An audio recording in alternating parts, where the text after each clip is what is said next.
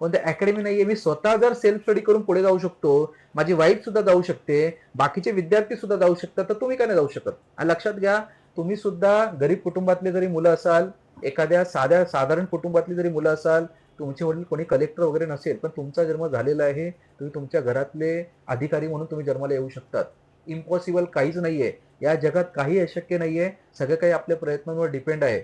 मी तरुणांना एकच गोष्ट सांगतो, आमचं जसं काही महाराष्ट्र गीत आहे म्हटलं तर, दिल्लीचेही तख्त राखितो महाराष्ट्र महाराष्ट्र माझा. आज माझ्या नावापुढे माझं डेझिग्नेशन जेव्हा लिहिलं जातं ना, की सत्यवान यशवंत रेडकर, वरिष्ठ अनुवाद अधिकारी, केंद्रीय सेवा शुल्क म्हणजे वस्तू तसेच कर, आणि पुढे लिहिलं जातं भारत सरकार. म्हणजे भारत सरकारच्या ब्रॅकेटमध्ये येतं ना, म्हणजे त्याला म्हणतात गव्हर्नमेंट ऑफ इंडिया. विचार करा, ही जी पंक्ती आहे ना, इथे लागू होते. दिल्लीचेही तख्त राखितो म्हणजे काय? मी महाराष्ट्रातलं आहे, माझं सिलेक्शन दिल्ली याच्यामध्ये झालं, म्हणजे माझ्या पुढे लागलं गव्हर्नमेंट ऑफ इंडिया. तेच महाराष्ट्र गव्हर्नमेंट झालं असतं तर काय लागलं असतं? महाराष्ट्र शासन.